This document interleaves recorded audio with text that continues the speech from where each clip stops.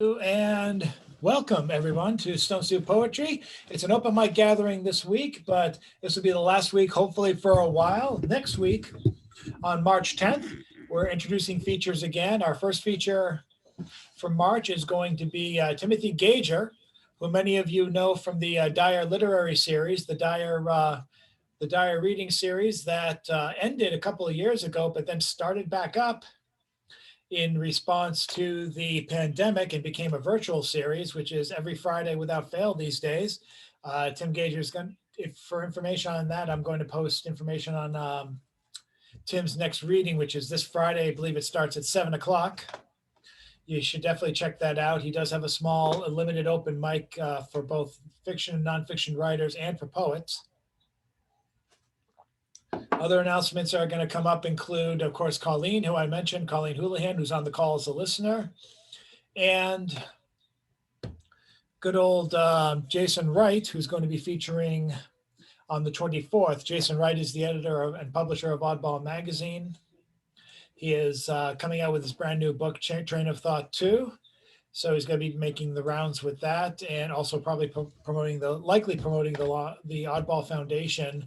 The Oddball Foundation is going to be hosting a workshop in collaboration with Massasoit Community College with their creative writing club.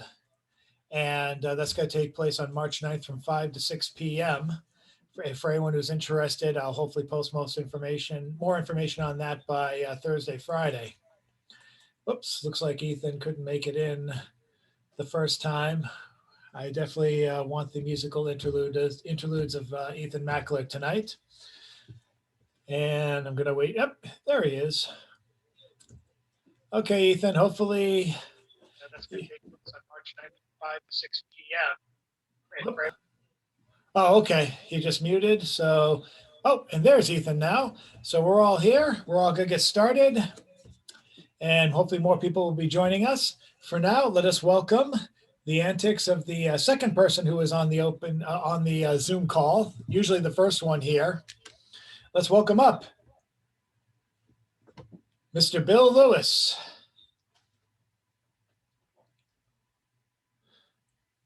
Who needs to unmute himself. Bill, you have to unmute yourself. Oh God, he's doing this performance again. For those of you on the phone, he's screaming like a banshee and no one can hear him. Because he accidentally. Why do you put up with me? Why did you just kick me out? I cannot believe. Oh, well, it is not my fault that Chad allows me to come on and spew my insanity on you. It just happens. I can't be held responsible. I mean, it wouldn't work. It's true. I blame myself. Yeah. Okay. What were they doing? Oh my goodness gracious. Oh yes. First of all, I wanted to let everyone know that I have been successful in getting rid of all of my excess money, except for these guys floating around behind me, because money just floats around. And I had a wonderful party, and my friend, what's his name? Rob came and performed, and we did a Zoom over Zoom, and we had a bunch of people, and you can party over Zoom. Yes. And you can, I know I'm obsessed about this, but you can make money. Look at all this money. There's money everywhere. There's so much money. The money's just flying around. The money is dying for you to come out and just catch it. Oh my goodness gracious. There is so much money that is dying to be caught. I made myself a money catcher. And you see, a little business plan, a little bit of a lot of determination, a couple $100, because all you need is Zoom. And friends, if you have friends, and then you use this device and you can catch $20 bills, just like that. Look at all the money I'm catching. You can just catch it with it. And so I get excited. I mean, there's so much opportunity. I'm just going insane, yelling at people, go out and catch some money. There's so much money out there. But I actually wrote something. So, yes. I spend my days helping people make money on Zoom, and giving them direction and connecting them to the ways that money will come in, actually working. I know I'm obsessed about this, but there it is. What is the largest number of 8-year-olds you've ever been buried under? I'm going to say 8 to 10. I wasn't exactly counting, survival being utmost on my mind. I had to manage my laughing, giggling pile in such a way that no one was hurt, and that took real effort. Little hands and feet everywhere, all 1/10 of a second from utter catastrophe, and yet there was no catastrophe.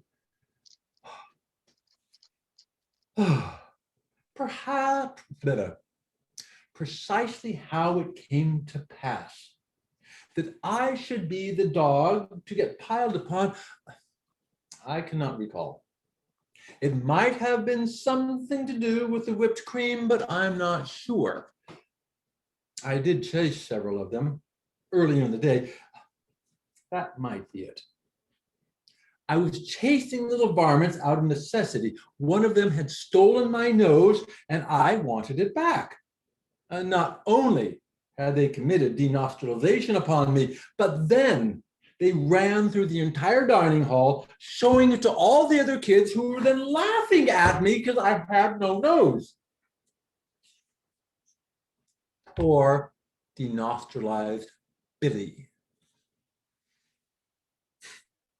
As you can see, I was able to retrieve my proboscis. My olfactory senses are fully restored. Now, what lessons might be learned from my nasal struggles?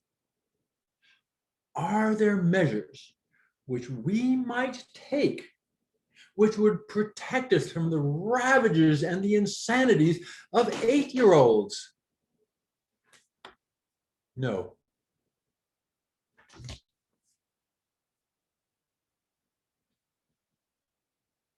Enough said. Understood. Thank you so much, Bill. And Colleen. Nope, Stone Soup hasn't changed a bit. Anyway, let's bring us now to another person we've been able to reunite with, thanks to this odd twist of fate of Stone Soup turning into an online exclusive forum, at least until things get better. And hopefully it'll stay at least partially online in some capacity, even after the pandemic stops, because I'm getting such good opportunity here to reacquaint and also make new acquaintances. This is an old acquaintance who I never had a chance to see during Stone Soup's heyday in the 90s. He's moved away, but he always kept in contact, and I'm very glad that he's been able to connect. He's even featured on Stone Soup via the online format, via Zoom. It's good to have him here now. Let's welcome up Eric Tate. Thanks, Chad. Yeah, I really hope you guys can keep it online, and at least in some form too. It's been really great to be able to reconnect with some people here and just be a part of the group again. Battle of Wills. In a Google search prompted by accidental discovery coinciding with the heat conking out again in the middle of the night, the roaches all going to ground, the number of roaches I see around me is directly proportional to the temperature decrease in the house. From what I've read, roaches can't survive for more than 10 hours in temperatures below 40 degrees. In a thought experiment, I consider allowing the thermostat to go unrepaired, the temperature in the house plummeting further as I hunker down wearing multiple layers, leather jacket, wool cap, locked in a battle of wills with these roaches that have retreated into the warmth of the walls to wait me out, wagering that I won't go to such extremes as to risk my own well-being. But these roaches don't know me very well, and these are desperate times. Thanks. Thanks so much, Eric. And up next, let's bring back someone I know Colleen is going to be excited to hear from. I'm speaking of the artist for Oddball Magazine, which is accepting work always. He's not only been a photographer for Oddball, but he actually helped put together the cover for my book, which is still out and available on Amazon, the 10,000th bestseller. By now he knows he knows I'm talking about him. So let me shut up and bring up Mr. Ed Gentleman Galt. Thank you. Well, today's poem, the one I'm going to read tonight, is called Employee File. I am the dossier they keep on you at work. It's my job to keep all the information that is relevant. Your resume and cover letter, your W-2, medical coverage info, those are the minimal requirements. Then there are your evaluations and other statements made about you by the director and every other supervisor that you've ever had. These are the letters written about you by there are the letters written about you by the customers themselves, as well as your coworkers, ones they may have written. Finally, there is whatever note that you wrote to the supervisor on any given issue at any given time. They wrote in their evaluations of you that you were demanding and argumentative, that you might have been asking for a modest cost of living increase, or simply explaining your side of a story. I don't know. It doesn't matter. I know only what is submitted. That is what I show to whomever consults me. Whether it's your next supervisor or your next employer, I will follow you. Believe it. Thank you.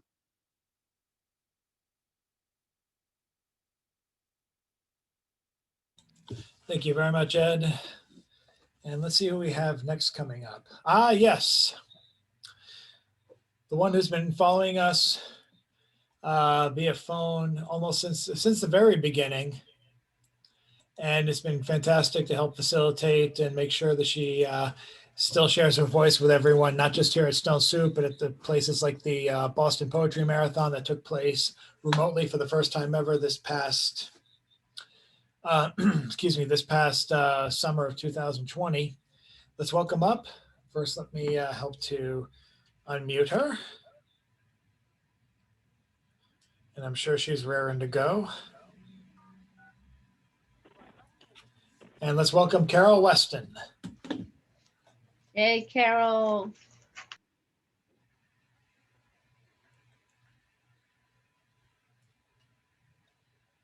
Carol, you there? Uh-oh. Something happened. And I'm not sure what. I'm going to see what happened. But for now, we're going to go to the next person. Let's go to an musical interlude a little earlier than I thought I would. Let's go to Mr. Ethan Meckler. Hey, can you hear me all right? Yes. All right. This is Moonscape by Alfred Lichtenstein. The yellow mother's eyes burned. Excuse me. The yellow mother's eye burns up there. Everywhere night lies like a blue cloth. I'm sucking air. I'm only a little picture book. Houses capture dreams of motley sleepers as though in nets in the windows. Autos creep like ladybugs. up luminous streets.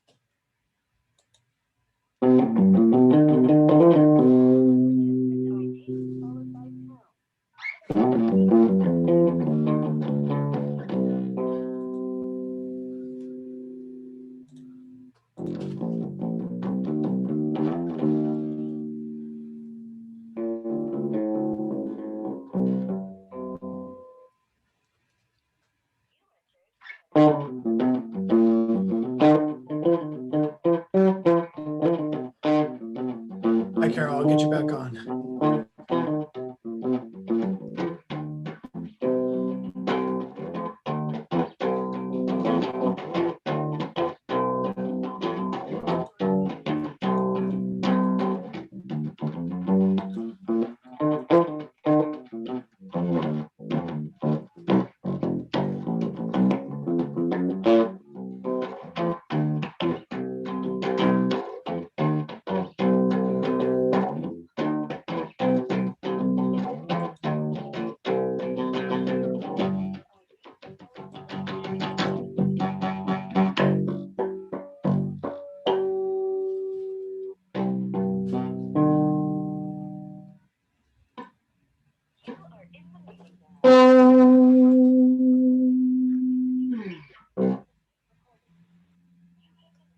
Thank you. Back to you, Chad. Thank you, Mr. Mackler. Oh, bravo, bravo. I am in the process of making sure Carol's back on, and I think she has been added back. I'm not sure what happened, but at any rate, she is ready to go on now. She is unmuted, and we can finally hear her voice. Okay, Carol, you are up.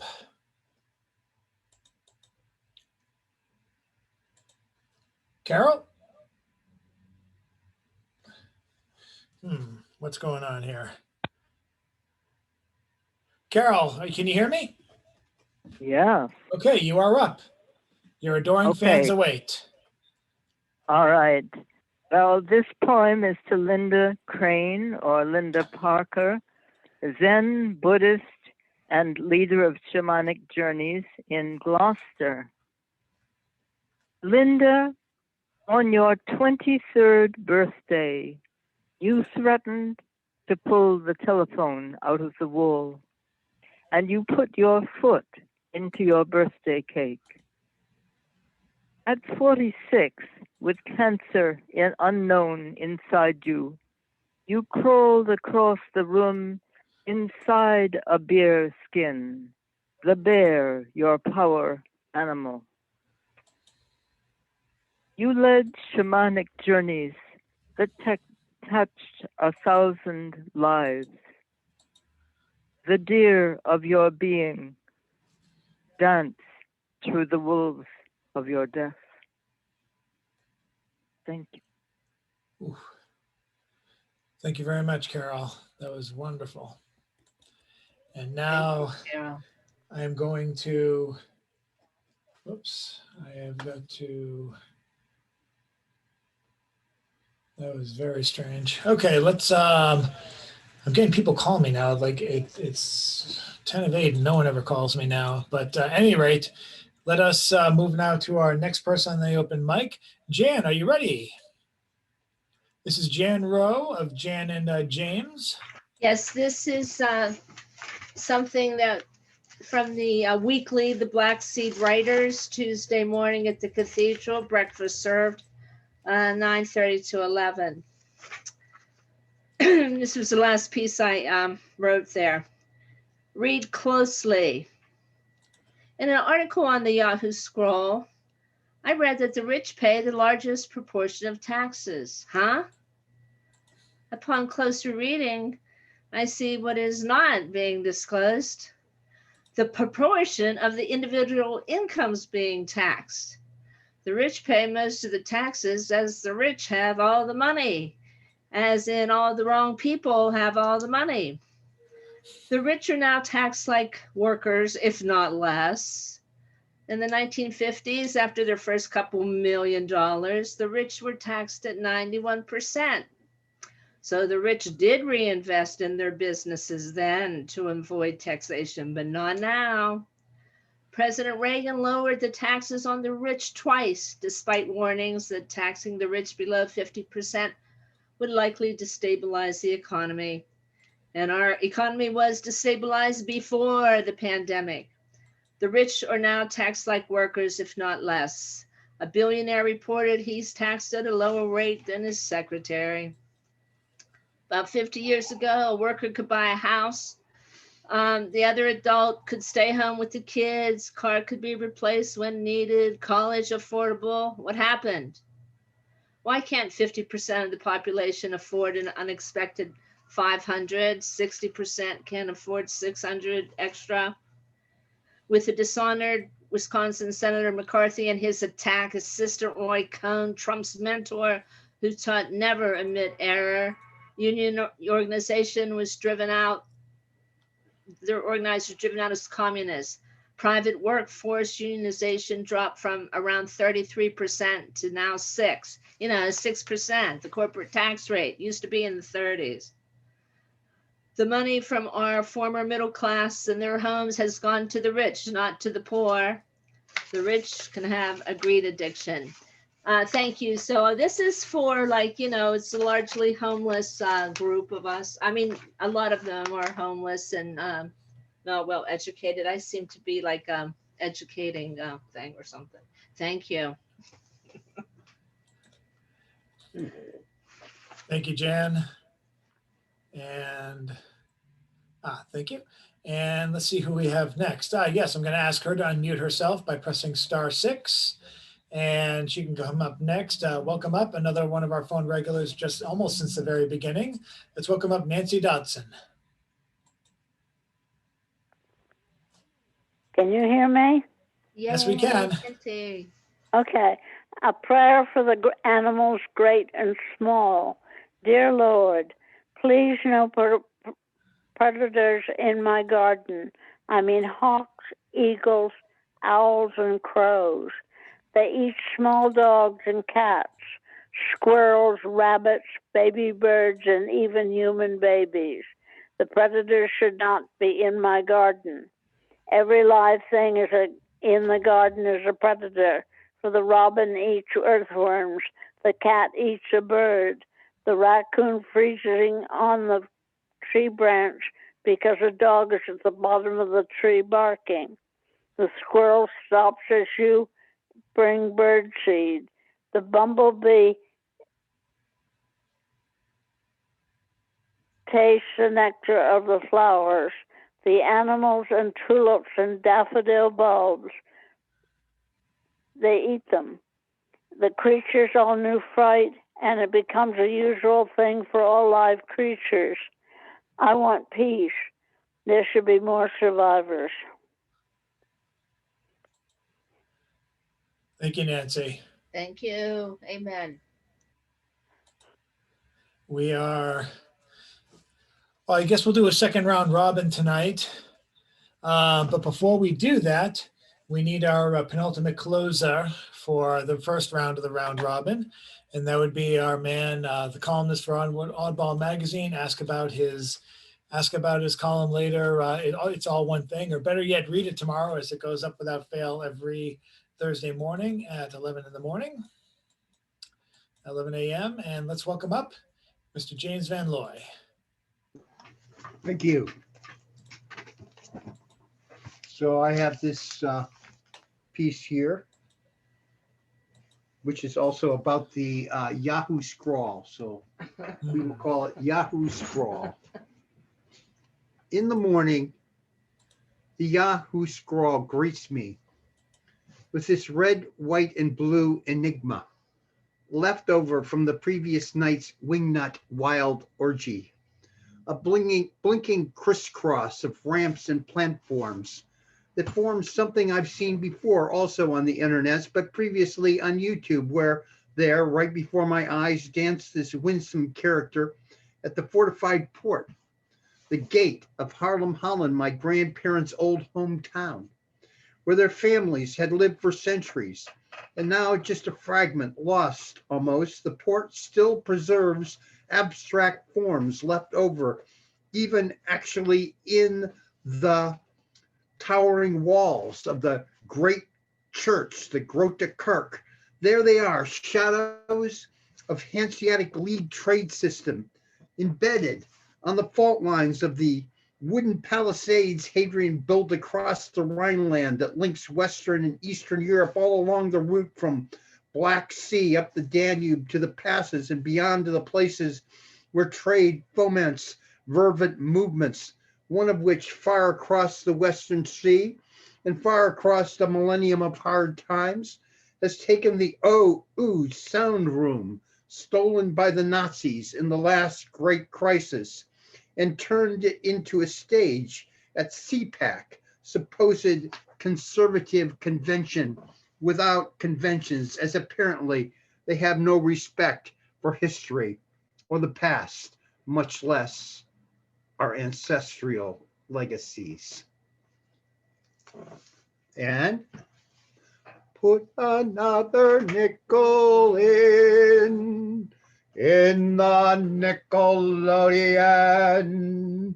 All I want is having you and music, music, music. I'd do anything for you, anything you'd want me to. All I want is kissing you and music, music, music.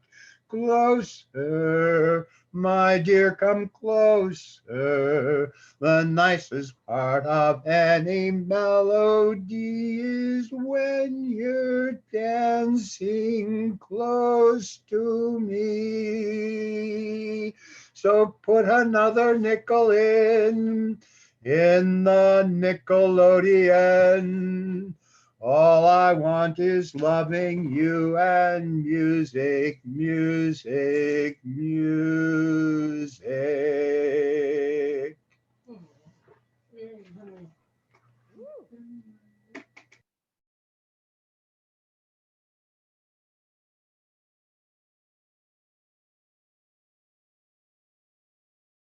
Thank you, James. And now we'll do the we'll do a second round. I think we're up to it.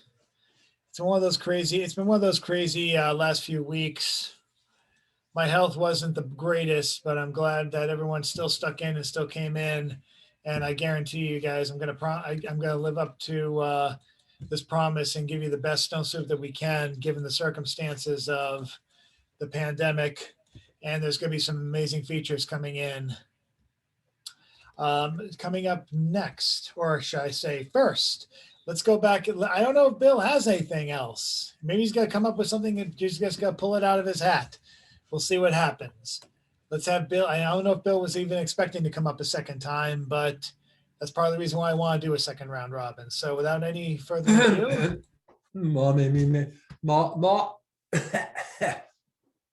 Hello, testing, 1, 2, 3, 1, 2, 3. Oh, I'm not doing it. We can hear you. I can't hear me. Okay, a little bit more light. It's easier to hear me when I can see better. Okay. What am I doing? Oh, poetry. As many of you know, I perform as James Madison. I put on my nice costume. I go out and I talk about things Madisonian. So I am going to recite one of the poems that Madison admired enormously. I assume he admired enormously. There's no question that he knew the poem because it was very famous in the day. And I find it absolutely just gorgeous. It's like we talk about, we put these people up and we talk about these people as if they're gods or something, but do we ever read the stuff they actually wrote? And half the time is no, and especially not if I can't see it. Just a moment.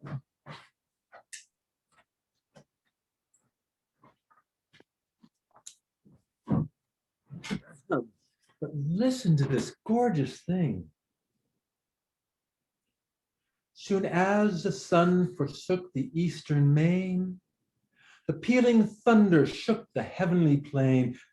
Majestic grandeur from the zephyr's wing, exhales the incense of the blooming spring. Soft purl the streams, the birds renew their notes, and through the air their mingled music floats. Through all the heavens what beauteous dyes are spread, but the west glories in the deepest red. So may our breast with every virtue glow, the living temples of our God below, filled with the praise of him who gives the light and draws the sable curtains of the night. Let placid slumbers soothe each weary mind. At morn to wake, more heavenly, more refined. So shall the labors of the day begin, more pure, more guarded from the snares of sin. Night's leaden sepulchre seals my drowsy eyes. Then cease my song till fair aurora rise. Isn't that not just gorgeous? How could, she was like 15 when she wrote this piece. It was just incredible. And of course, she was brought over from, this is Phyllis Wheatley. She was brought over when she was, I think, like 8 or 9. So she had, and so I just really made, so I really like to do poetry when I'm teaching my high school students, high history, I'm talking history. So I get bits and pieces of that. And I'm going to follow James and I'm going to sing a tiny bit of a song for you because I went to school in Virginia and each Friday we would get up in a religious fashion, I will say out and out religious fashion, a holy American religious fashion, sang what for me was the default anthem of the state of Virginia. And I don't know why they did it. I just know what they did it and what it made me feel like. It did not tell us how wonderful we were. It told us that we were responsible. In the valley of the lilies, Christ was born across the sea with the glory in his bosom that transfigures you and me. If he died to make men holy, we can die to make men free. His truth goes marching on. We can die to make men free.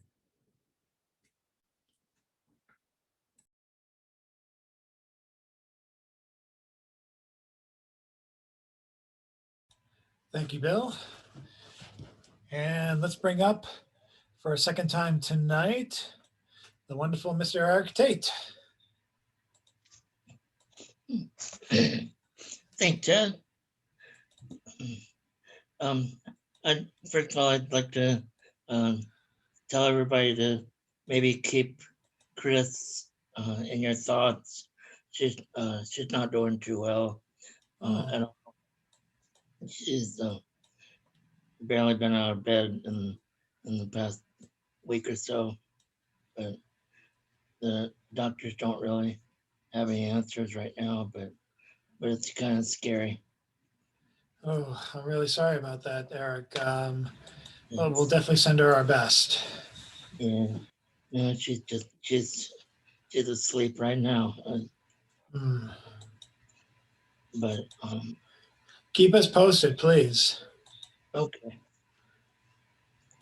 Yeah, I tried to get her out of the house today and just to go to the store and she used the walker to get to the car. And we left the walker by the curb while we went to the store. And when we got back, the walker was gone. Oh, that's scummy. I'm really sorry about that. Oof. But on a good note, we had a really nice neighbor that helped us both get her inside the house. So that was nice. Well, I hope you get a walker back, or any walker.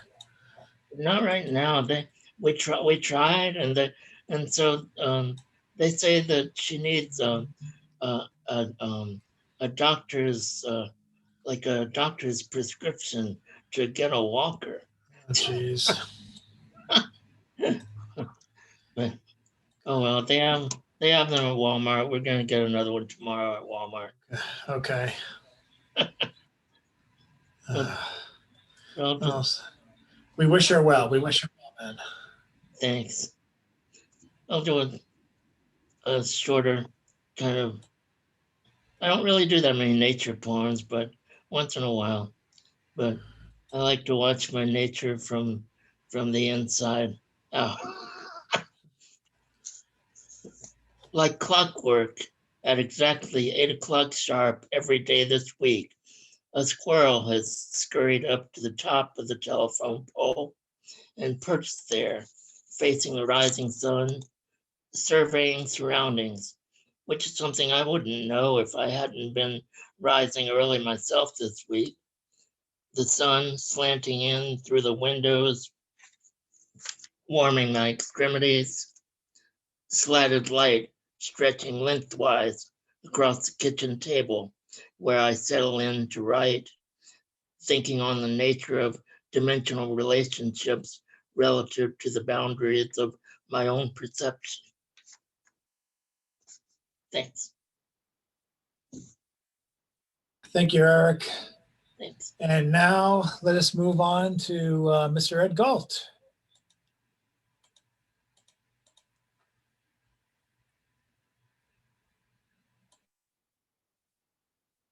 Whoops, you got to unmute yourself.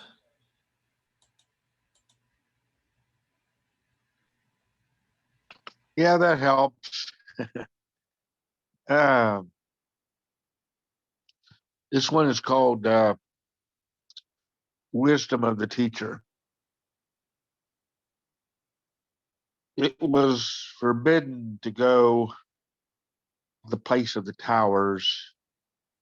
The spirits of the ancients dwelt there, and they were evil. It was they who harnessed the dark powers that would bring death to their world. It was our teacher who told us as much of what we needed to know.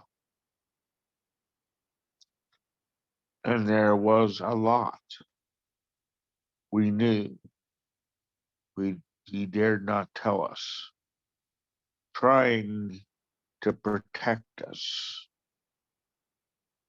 Even us, the few of the tribe honored with learning, have to be protected from certain truths.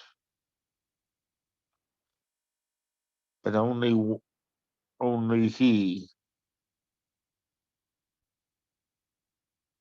he would be chosen to be the tribe's new teacher. Most of us would be scribes. That was fine. Few of any of us wanted to be the teacher. God, the cost. It was a chosen student who would go and dwell in the towers for a week. Many never came back. Our teacher, though, came back, and many in the tribe believed he was possessed. That's why our tribe has only one teacher, and he is very old. All we could do is sit and look dumbly into the fire as he recounted all he knew of those ancient times. Horror after horror. On the night he chose his successor, God help him, our teacher told us he was going to die. But he wanted us to know that much of what we had heard about the flying machines or the great plagues and famines were simply myth or exaggeration. For example, the world as we knew it could never have supported 7 billion people. it was a disk, not a planet, and the sun would continue to orbit as long as we made the necessary sacrifices. Thank you.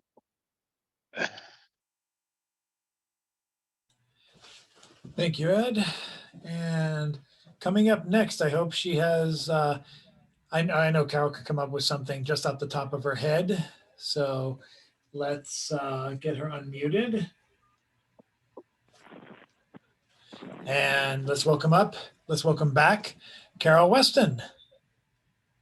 Okay, this is my thank you to the truck drivers of the world. On the way back from Colorado to Boston in January '65, my little second-hand Volkswagen named Moonbox, held together in the back with a paper clip, was pushed by the wind across the ice of the left-hand lane of the highway, which God had left clear of oncoming cars. Over the bank, the Volkswagen went. My cat Memnon hid in the dark on top of the accelerator. One of you truck drivers pulled me up and would not take a tip. 56 years later, this poem is my thanks. I vowed that day to give you. Thank you. Thank you, Carol. And what do we have next on our list? Let's go back. Let's go to Jan Rowe now, if she's available. This is very rough, as I just wrote it. Fair enough. So it's untitled. What took the National Guard so long, about 4 hours, to get to the Capitol January 6, 2021? The deciders. Your acting Secretary of Defense, Christopher Miller, appointed after Trump lost, except of course Trump didn't lose. It's that Christopher Miller that issued that list of no, limiting the National Guard from protecting themselves. Another decider besides Christopher Miller, acting Secretary of the Army Ryan McCarthy. The Ryan McCarthy that unleashed Black Hawk helicopters on the BLM protests when they cleared the area of the church for the photo op. He's being sued by the ACLU because the helicopters were too close, breaking down tree branches and all that wash. So not only was Ryan McCarthy and Christopher Miller there, why was Michael Flynn's brother Charles there? And who said 10,000 National Guards would be bad optics? Thank you. Thank you, Jan. And let's see who we have coming up next. Yes. Let's bring up for a second, she's up for a second round, ask to unmute herself by pressing *6, and welcome back Nancy Dodson.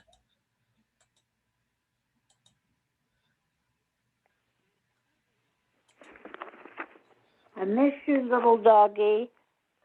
I miss you, yes, I do. And when is it time to bite? You would, wouldn't you? I feed you in the morning and take you out in the afternoon. Come play again, dog bites this time, and wish you wouldn't too.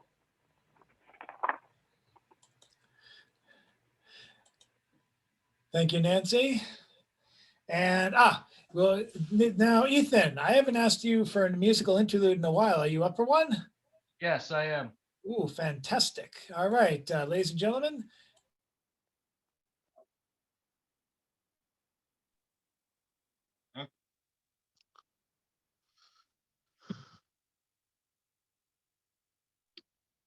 You're up, sir.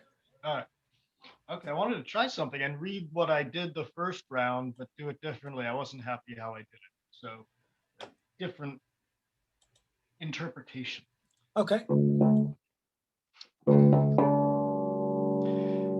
yellow mother's eye burns up there. Everywhere night lies like a blue cloth. There is no question that I am sucking air. I'm only a little picture book. Houses capture dreams of motley sleepers. As though in nets in the windows, autos creep like ladybugs up luminous streets.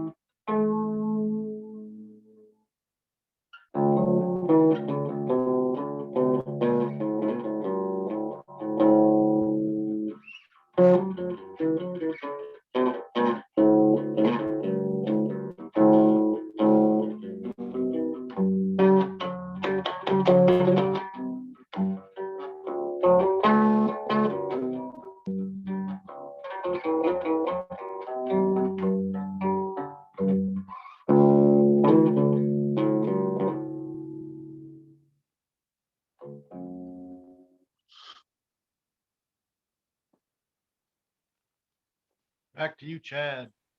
Thank you, Ethan. I think with that, we are set to finish off to close the second half of the round, the second part of the round robin, with the person we ended at the first round with. And I'm sure he's got something. I'm especially impressed with his It's All One Thing column for tomorrow, which if he's going to read it now, I apologize, but I urge you to read it because it's a little bit of beat history, not just involving Jack Powers, the founder of Stone Soup, but also the recently deceased Lawrence Ferlinghetti. Let's welcome up James. Thank you, Chad. I wanted to read this is another piece about history. It's called the Serendipity of Research for the Almighty King Carter Anthem, which was actually a real thing that I found on the internet. It was a hip hop song that somebody had actually written about one of my ancestors, whose name was Robert King Carter. Robert King Carter won't go away.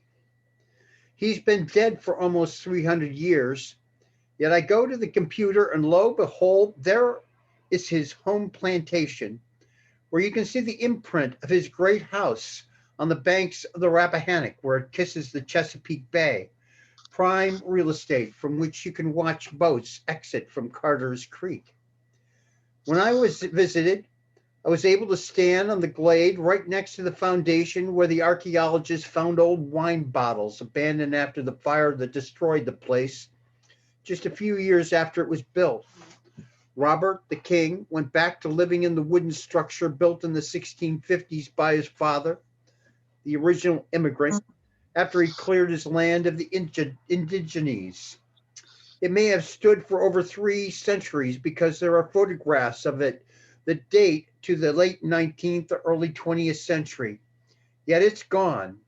But King Carter is now on the internets in the form of 30 years of diaries and letters, all very businesslike. But then he was the ultimate businessman of his time. He bought and sold every imaginable thing. not a man to take fools lightly, not a man to shortchange, someone to hold his tongue, not a man to mess with. So where is he on that peninsular coast? Somewhere up Carter's Creek that he once rode, to Christ Church that his father built in wooden, that he rebuilt in brick with his own money. So it's still there and wasn't turned into something else when they closed down the king's churches after the revolution. So maybe that's what became of his flinty soul. It found its way up the creek to the church, but no, they had to replace the slates because of the new powerful hurricanes getting under them. And the bricks have been repointed more than once now, so there's many spaces developed between them too. And you keep getting bigger and bigger in spite of how everyone keeps saying over and over how things are getting better. When you were just a kid, when your time went through crisis, a reactionary rebellion, a glorious revolution that could only imagine another monarchy. And then it was all putting pieces in place for a whole new system from then on. Well, now we've begun to bump against you everywhere, and you're so confused. Our poor heads sinking in a sea of corn syrup and blasted by bombs of industrial animal fat, fed on corn, flatulent with corn. So confused it seems we still cling to you. We will keep you forever, even though your whole world is gone. So deservedly long gone, even as you are still here with us. And I actually begin to feel sorry for you as it keeps coming out, horrible and more horrible horror of all amputated toes, of escaped slaves squirming on the ground, bodies whose toes cannot reach the ground, head twisted at this impossible angle. They always have to do it just because they can, just because nobody can do anything about it, just the way they define the crime. So it's always our fault, never theirs. Just like, I guess, you had to grow all that tobacco and pack all that tobacco and put it up to dry in those great tobacco sheds and roll it up in hogsheads and pack them in ships sent around the world, or at least made your slaves do it for you by any means necessary. All so neat and businesslike, how you just made it all legal, just like now. Oh. Oh, that's good, honey. When you're alone and life is making you lonely, you can always go downtown. When you've got worries, all the noise and the hurry seems to help, I know. Downtown, just listen to the music of the traffic in the city. Linger on the sidewalk while the neon lights are pretty. How can you lose? The lights are much brighter there. You can forget all your troubles, forget all your cares. So go downtown. Things will be great when you're downtown. No finer place for sure. Downtown, everything's waiting for you. Downtown, downtown, downtown.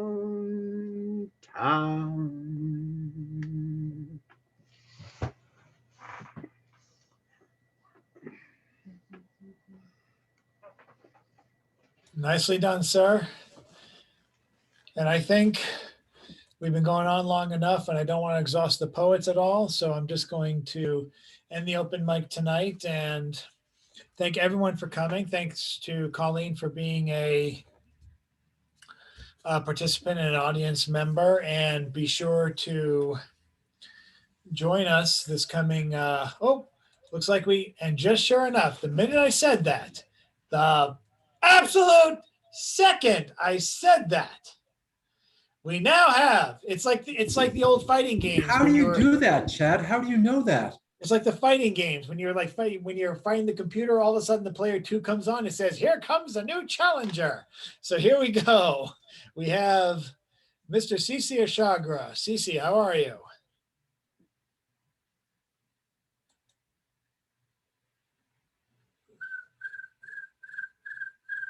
Did I, okay, the crickets, I got that. That was good. Did I just almost miss the window? You just almost did, and we've been going for a while. But I'm glad God. But I said, well, time to go. And I knew someone was going to come on. It was either All going to be right, you or all Jason. right. It was a coin toss. But let's have you. We just did a double round robin. So let's have you do two. Oh, okay. And let me get. I've not, can you hear me? Yes, I can hear you. I've not written a poem going nowhere in some time. I've been giving grateful back to time lives as my actions of gratitude toward my love of death. Now, nothing is ever morbid about goodbye to my last breath. It's just this timeless, glorious rot I'm to leave to the worth of all time created. Priceless soul lessons not lost. Love is a ship on her oceans, and a man should not forget her sky. A man of wind feels her, he belongs not on love's dry land. And if her love for his lone vessel sings true too, his vessel of love belongs on her high seas, and he lives every moment to feel all her waves move, for nothing in all of life or time is real, except unpossessed tides of love freely tide to where no living lies here between you.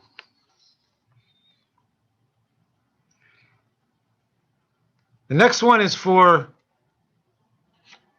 it's a little critical, and I just want to preface that because I know confessional poetry is a very important part of a lot of people's lives, but this one's critical about writing confessional poetry and women. So I'm going to need your feedback on this one here.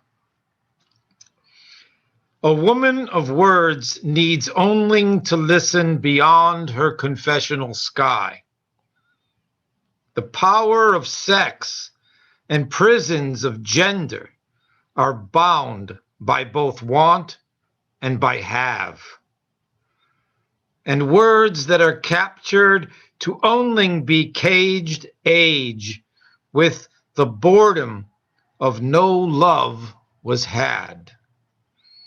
The soul of her clitoris sings a song only she hears, and it never lies here to herself or a poem.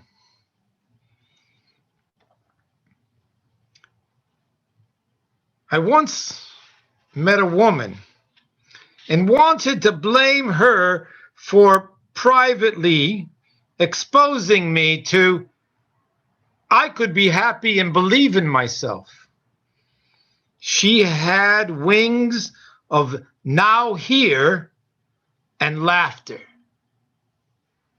And both were not lying to love.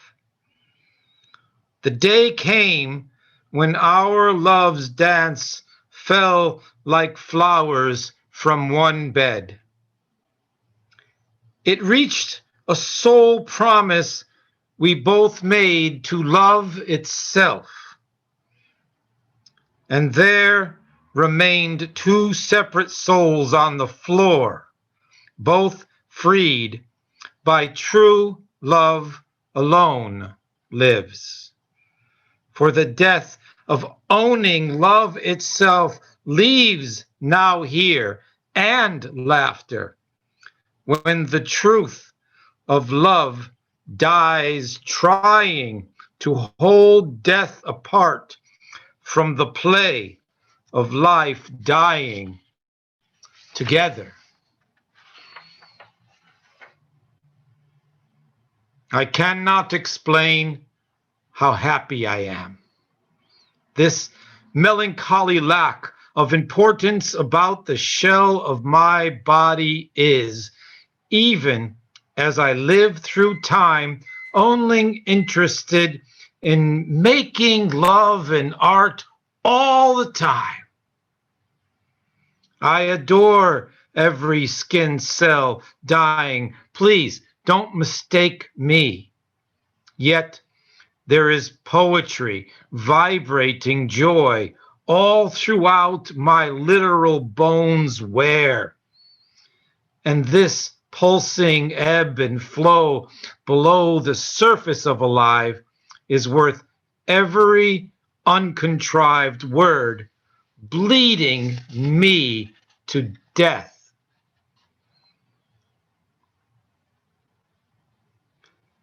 The punishment for being alive doesn't end when you're slapped on the ass for coming out of your mother. No, that's just the beginning of all the happy moments you will ever have. Wait until you're lucky enough to wake up one day tired of blaming life for lying to you about reality. And if you could stop laughing after that day, well, whatever choice was before is gone now. And all I could say to that is, hey, it's your funeral.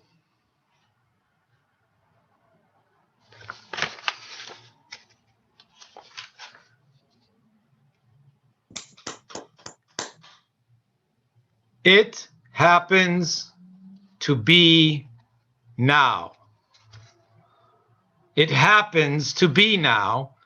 It happens to be now. The soul of time here. You are already over the mind. Through and through. You are already over the mind. Through here. Thank you very much. Thank you very much. Thank you very much. Is that good? Play that one back. Huh? Definitely have to play that one back later Why? on when I get it recorded. No, I just a lot to absorb. So thanks for sharing that. It's a in the last year with all that was going on, I've been trying to put together the Human Room and the Open Voice, which is going to launch.